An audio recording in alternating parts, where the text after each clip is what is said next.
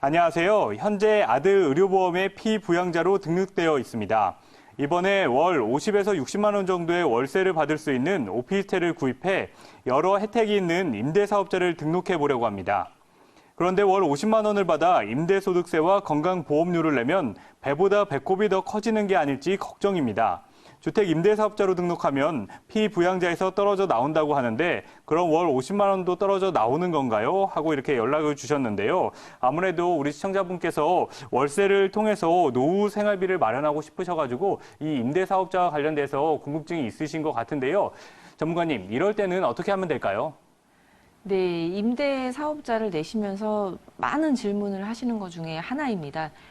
피부양자로 등록이 되어 있는데 떨어져 나오는 건 아닌지. 그래서 내가 조그만 그 월세 때문에 더 많은 이 건강보험료를 내게 되는 게 아닌지 그 부분에 대해서 많이 그 얘기를 주시는데요.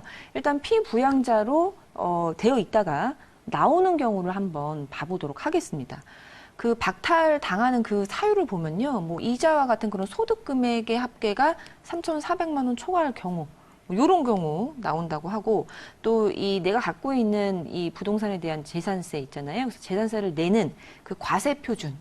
네, 재산세를 내는 과세 표준이기 때문에 뭐 시가가 아니고 그 기준 시가에서도 또 공정거래 비율로 곱해진 그 과세 표준입니다. 그래서 상당히 이제 적은 금액인데 그 과세 표준 합계액이 9억 원 초과일 경우 그리고 과세 표준 합계액이 5억 4천에서 9억 사이일 경우에는 이자 소득 금액이 연 1,000만 원 초과일 경우 이런 경우에는 이 불문하고 이제 그 피부양자에서 떨어져 나온다라고 보시면 되겠고요. 문제가 되는 부분이 이 부분입니다. 이 사업 등록이 있으면서 사업 소득 금액이 발생하는 경우. 이 부분이 임대사업자로 등록을 했을 때 많이 우려하는 부분이신데요. 임대사업자도 임대소득세가 있습니다. 임대사업을 함에 따라서 소득이 발생을 하면 임대소득세를 내게 돼 있는데요. 임대소득세가 발생하면 피부양자에서 박탈당하는 거 맞습니다. 그런데 지금 월 50만 원이라고 하시기 때문에 그 부분에 대해서는 좀 이따가 말씀을 드리도록 하겠고요. 이 사업자 등록이 없으면서 사업소득 금액이 연 500만 원 초과하는 경우, 이 경우도 피부양자에서 이제 떨어져 나온다. 이렇게 보시면 되겠고요. 그러면은 이 임대소득세가 발생하는 경우를 좀 따져봐야 될 텐데요. 그럼 임대소득세에 대해서 좀 말씀드리도록 하겠습니다.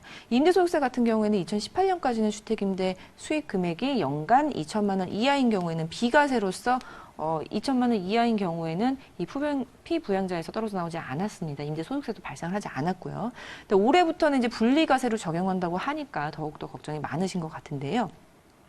올해부터는 연 2천만 원 초과가 되면 그 전에도 뭐 초과되면은 이제 합산이 됐었고 2천만 원 이하일 경우에는 분리과세로 이제 적용이 되는데 이 분리과세로 적용이 될 때 이 필요경비율과 공제금액이 있습니다. 그래서 어느 정도의 임대 소득까지는 비과세로 우리가 혜택을 받을 수가 있는 부분인데 이 필요경비율이 60% 공제금액이 400만 원입니다. 그렇기 때문에 우리 50만 원이라고 월 소득이 50만 원이라고 말씀 주셨는데요. 그렇게 되면은 연간 600만 원이 되게 되는 거고요.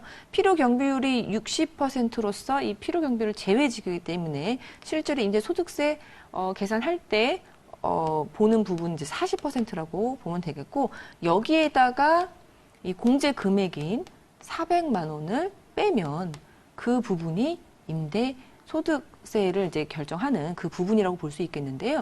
실제로 이렇게 계산을 해보면 마이너스가 나오기 때문에 이 월 600만 원 가지고는 이 임대소득세가 발생하지 않는다라고 보셔야 되는 게 맞고요. 그러면 얼마까지 임대소득세가 발생하지 않느냐? 계산을 해보면 연간 1,000만 원까지 월이면은 대략 83만 원까지는 임대소득세가 발생하지 않고 건강보험에서 피부양자 자격이 계속 유지가 됩니다. 그래서 이렇게 적은 금액일 때는 그런 걱정은 안 하시고 이제 하시는 게 맞다라고 보여지고요. 그리고 또한 우리가 월세를 받을 때 또 대출을 활용해서 집을 대출이 좀 들어가 있어서 월세보다 좀 적은 금액으로 진짜 순수입이 나온다 하면은 그 이자를 내는 부분도 공제가 들어가기 때문에 그러한 순수입 부분을 좀 따져봐야 된다는 것도 좀 아시면 좋을 것 같고요.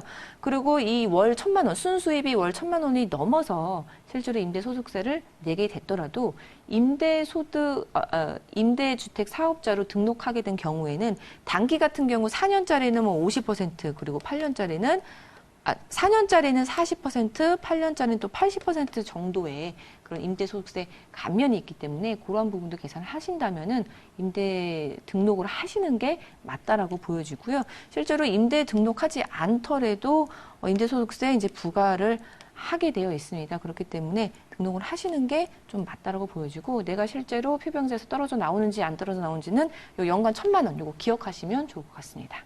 네, 이렇게 피부양자의 자격에 박탈되는 사유를 짚어봤는데요. 우리 시청자분께서는 피부양자 자격은 유지되면서 또 임대소득이 연 1,000만 원 이하까지는 또 비과세 혜택을 누릴 수 있다는 점 잘 기억하시면 좋을 것 같은데요. 방송을 보시면서 이와 관련해서 또 궁금증 있으신 분들 상담 가능하니까요. 연락 주시기 바랍니다.